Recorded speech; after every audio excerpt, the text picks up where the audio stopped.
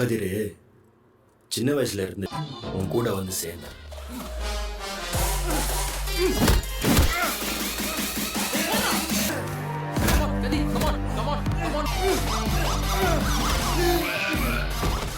Halo sahabat, Assalamualaikum. Semoga sehat selalu dan senantiasa berbahagia. Terima kasih ya sudah subscribe dan menyimak video-video LK21 Revive. Semoga Tuhan Yang Maha Esa selalu memberikan rezeki yang berkah dan berlimpah ruah untuk sahabat semua. Nah, sebelum kita lanjut ke alur ceritanya, kita sapa-sapa dulu nih para penonton setia LK21 Revive. Terima kasih buat pedagang Siti dari Probolinggo, Jong Andre dari Papua, Ida Bagus dari Lampung, Sahrul Ramadan dari Goa, Andriono dari Timur Leste, Ferawati saja Sumatera Barat, Bima Saputra dari Sulawesi Tenggara, Bibir dari Tasik, Goido Silva dari Timur Leste, Nasim dari Madura, dan buat teman-teman semua yang belum mimin sapa, nanti di next video ya. Oke, kali ini LK21 Revive akan membawakan sebuah alur cerita film yang berjudul Danus 2024. Bagaimana keseruan filmnya? Gak perlu banyak basa-basi lagi, ini dia alur ceritanya.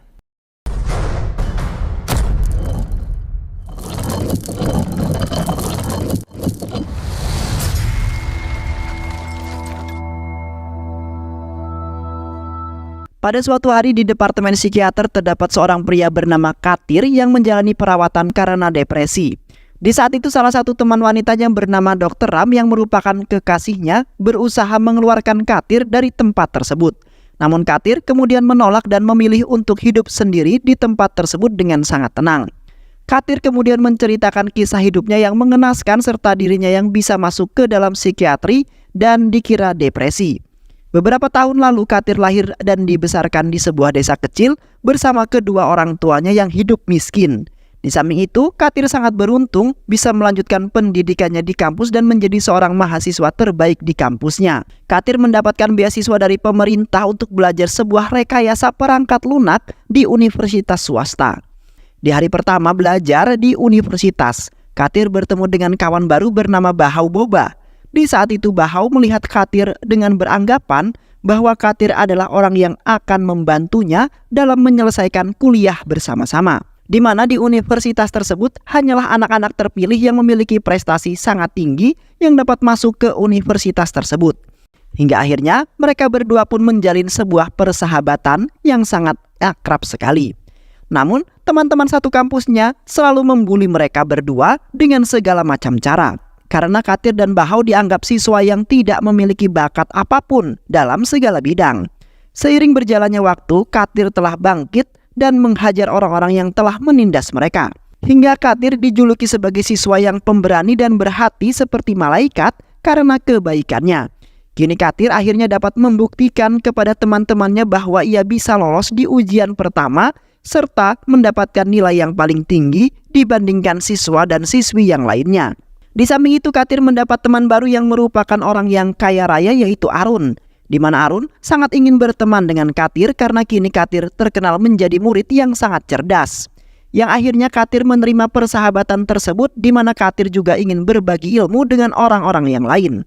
Di sisi lain seorang mahasiswa yang merupakan anak pemilik universitas tersebut bernama Sanjay telah mendatangi dosen kampus, di mana ia memprotes karena mendapat peringkat kedua dalam ujiannya dan telah dikalahkan oleh mahasiswa dari desa yaitu Katir. Sanjay sangat tidak setuju kalau Katir mendapat nilai paling besar dibandingkan Sanjay. Namun pihak kampus tidak bisa merekayasa nilai tersebut karena nantinya akan merusak reputasi para pekerja di kampus tersebut. Sementara itu Sanjay masih merasa kesal lalu pergi dari ruangan tersebut. Ketika Katir keluar mencari makan, ia tidak sengaja menabrak seorang wanita bernama Yara, yang mana menyebabkan miniatur rumah buatannya telah jatuh lalu hancur dengan sangat parah.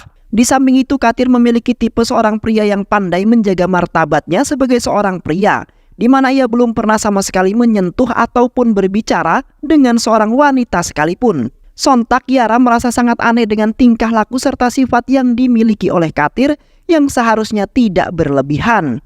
Yara meminta kepada Katir untuk membantunya membuat semuanya karena itu adalah pekerjaan rumah milik adik laki-lakinya Yara.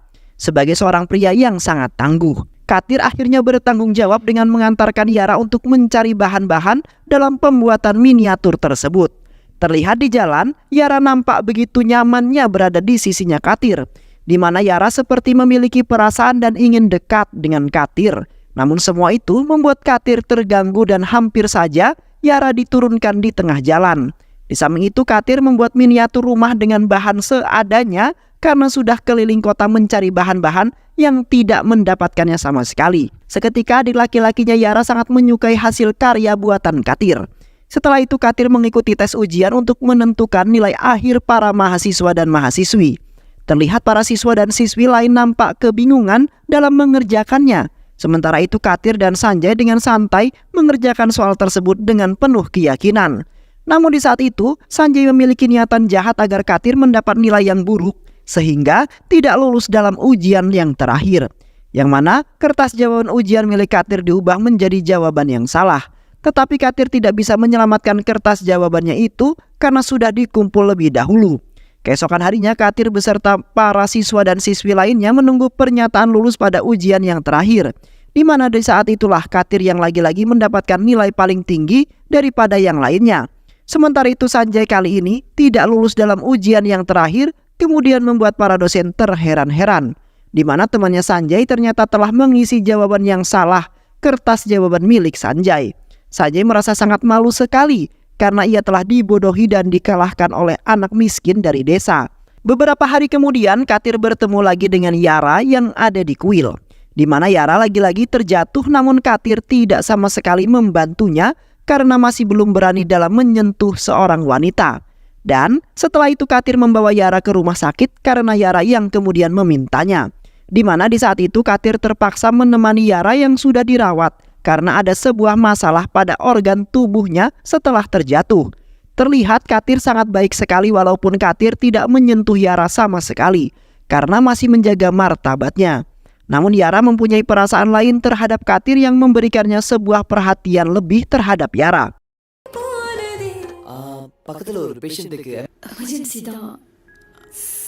Di samping itu, Katir juga rela tidur di rumah sakit demi menjaga Yara yang hanya semalam saja. Keesokan harinya, Katir mengantarkan Yara ke sebuah panti asuhan yang menjadi tempat tinggalnya. Saat itu Yara disambut dengan sangat gembira oleh anak-anak panti yang merindukannya. Yara kemudian menjemput Katir masuk ke dalam untuk berkenalan dengan anak-anak yang lainnya, beserta ibu asuh panti asuhan tersebut. Di samping itu, Katir sudah mulai memberanikan diri untuk mendekati Yara yang sepertinya memiliki perasaan yang sama seperti Yara. Terlihat Katir dan Yara melakukan pendekatan karena sudah sama-sama nyaman antara keduanya.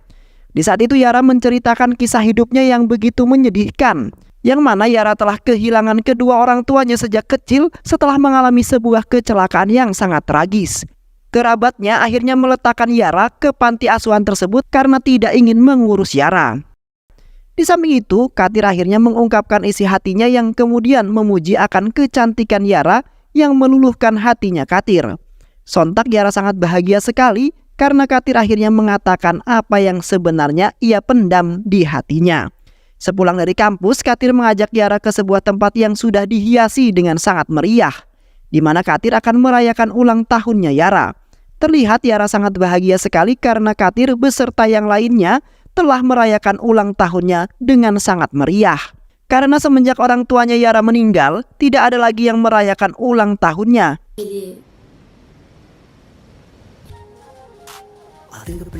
Di samping itu, Katir melamar Yara dan ingin menjadikannya sebagai kekasih hidupnya yang akan menjadi ibu dari anak-anaknya Katir.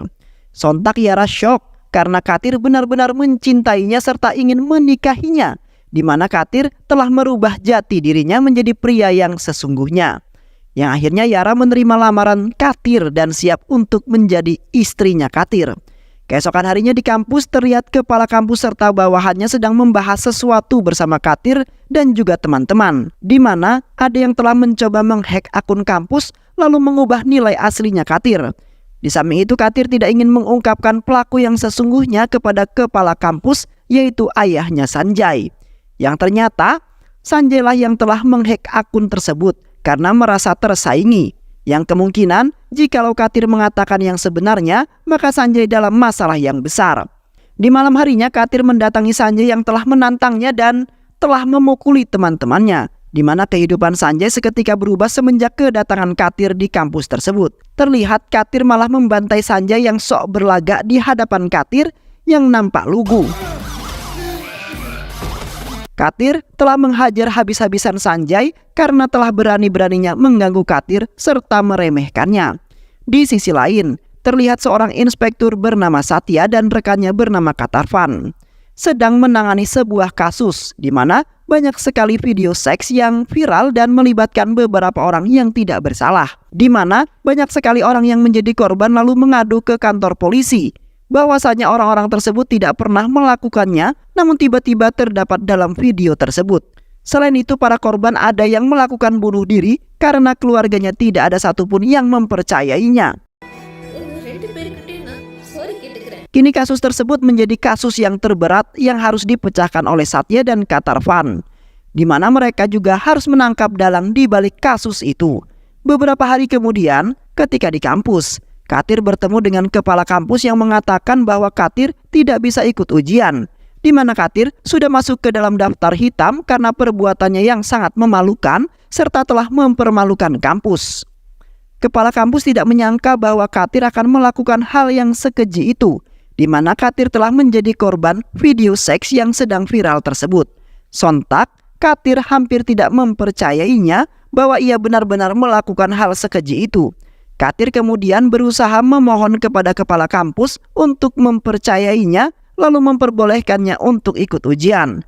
Namun kepala kampus tidak menerima permohonan tersebut sebelum Katir memberikan bukti yang sesungguhnya. Di saat itu Katir semakin menggila karena video itu telah tersebar di mana-mana dan banyak teman-teman kampusnya yang telah menonton. Terlihat Katir sampai memohon kepada teman-temannya agar mempercayainya dan tidak menyebarkan video tersebut. Namun tidak ada salah satu orang pun yang mendengarkannya, melainkan Bahau, teman setianya yang selalu mempercayainya. Di samping itu Bahau juga tidak percaya bahwa telah dikabarkan di mana Katir dinyatakan telah tewas dan polisi sedang menyelidikinya. Seketika suasana tambah mencekam, yang mana reputasi Katir sebagai siswa yang paling pintar di kampus hilang dengan seketika. Dan setelah itu Katir langsung bergegas menemui Yara karena sudah berkali-kali ia menelpon Katir. Sesampainya Katir di tempat les tarinya Yara, terlihat Yara sudah terkapar di lantai serta di sampingnya terdapat sebuah botol racun. Katir kemudian mendekati Yara lalu menyalahkan dirinya sendiri atas apa yang telah membuat Yara melakukan hal yang membuatnya dalam bahaya.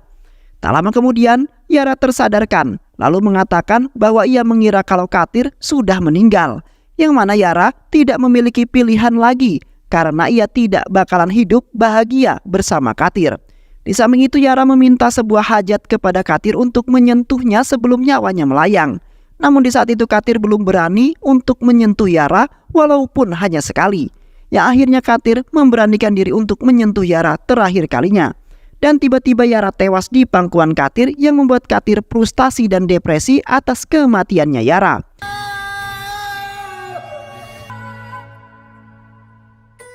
Di sisi lain, Inspektur Satya, Katarvan, dan anggotanya berhasil menggerebek sebuah tempat yang terdapat beberapa orang yang telah membuat video-video seks itu dan melibatkan beberapa korban yang tidak bersalah.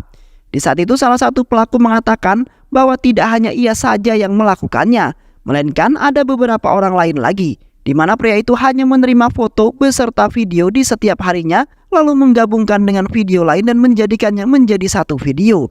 Setelah dibuat video tersebut lalu mengunggahnya ke dalam internet.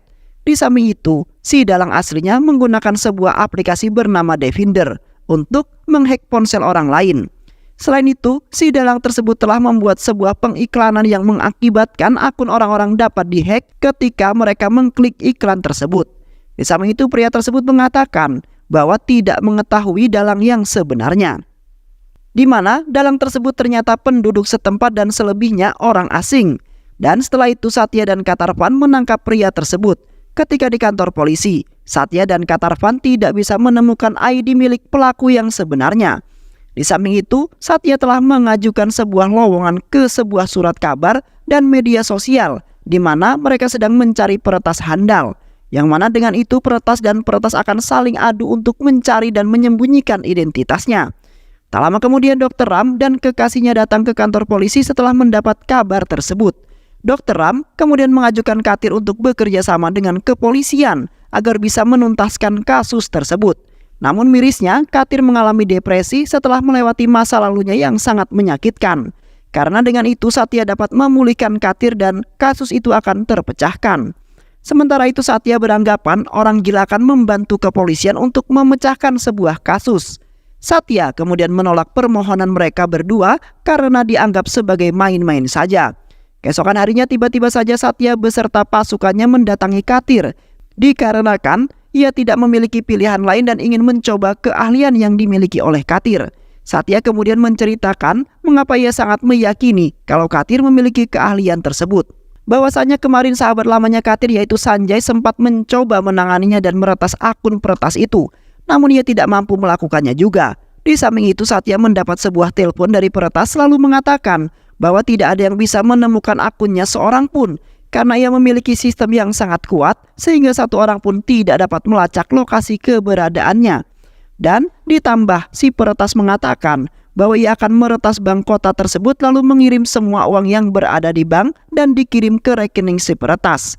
Seketika Sanjay langsung meyakinkan Satya untuk menemui Katir walaupun ia belum lulus menjadi seorang teknik.